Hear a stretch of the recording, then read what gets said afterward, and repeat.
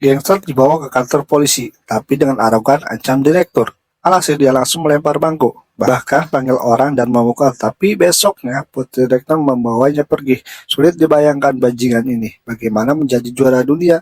Film ini berdasarkan pada peristiwa nyata. Dia bernama Jersey. Orang yang tidak kompromi selain narkoba juga bawa pacarnya coba. Dan pacarnya adalah putri direktur, Anna. Keduanya sering disopa setelah menikmati narkoba tenggelam dalam kenikmatan. Direktur seiring temukan Jersey peringatkan menjauhi putrinya atau akan membunuhnya.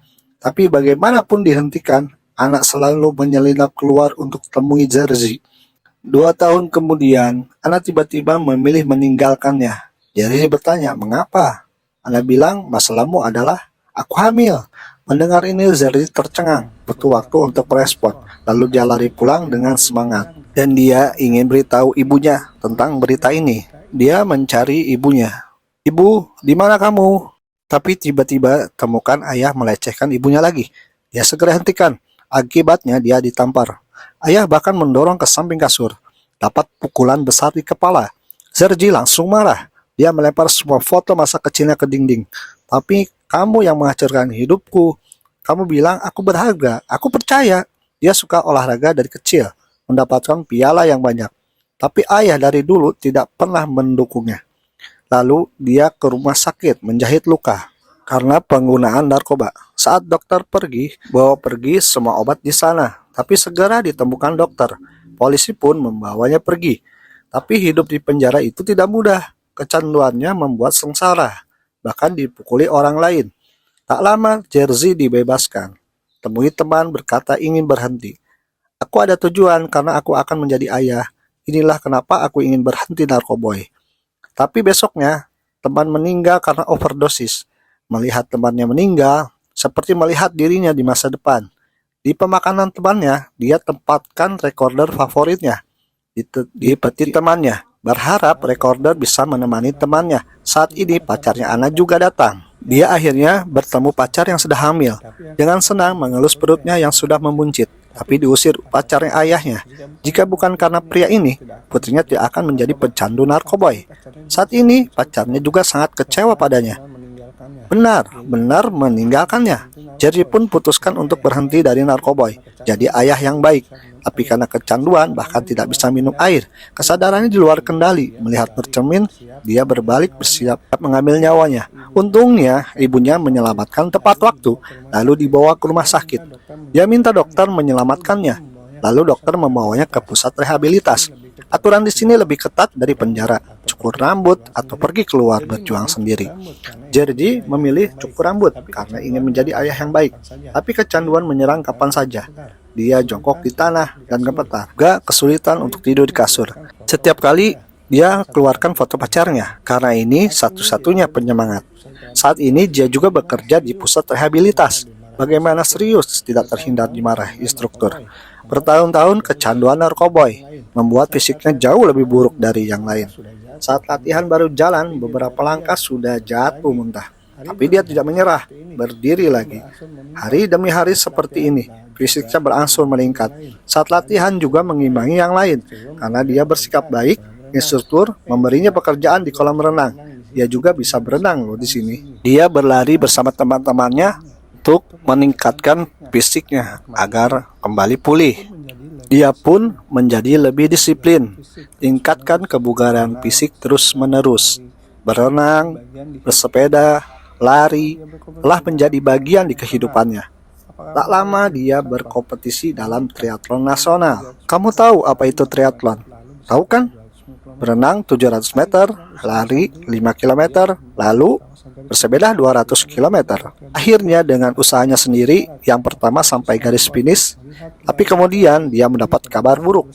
Pacar Ana sekarat karena overdosis narkoboy.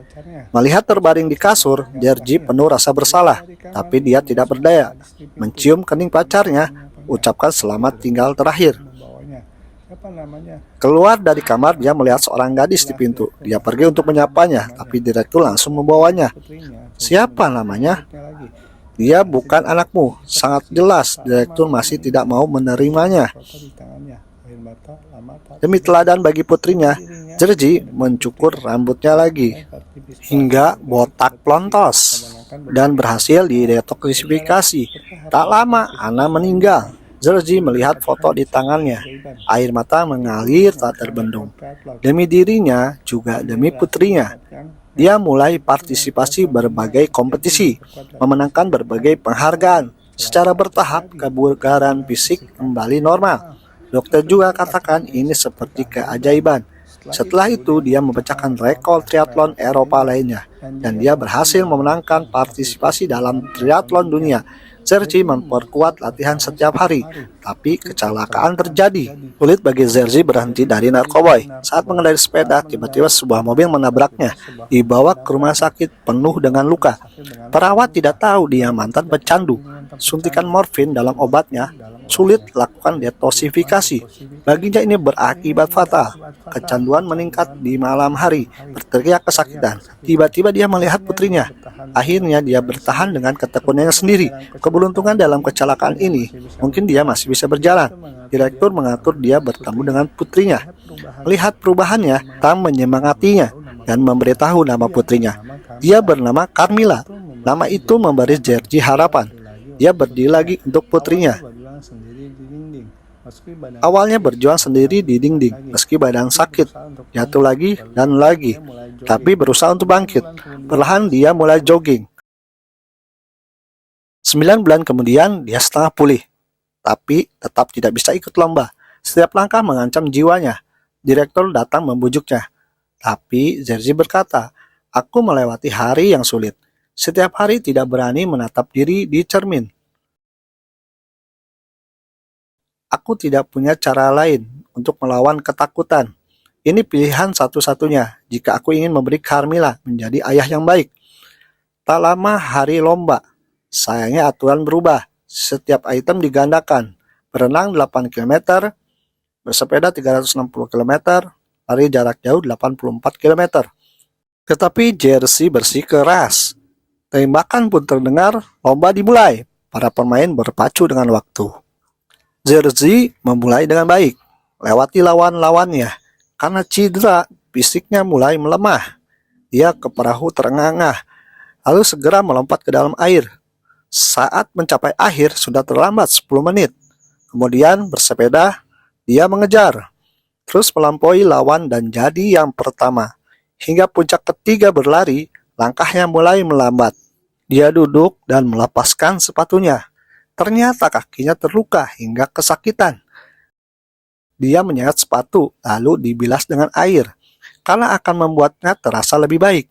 Dia terus melaju. Tubuh dan kemauannya alami ujian yang belum pernah terjadi. Dia mulai berhalusinasi, hingga melihat temannya dan pacar yang sudah meninggal. Bahkan melihat dirinya seperti zombie. Kali ini dia ingin menghajar dirinya sendiri, ingin meninjunya. Dia mulai tersadar lalu kembali ke trek. Orang-orang bersorak. Sekarang dia mulai menaklukkan dirinya sendiri.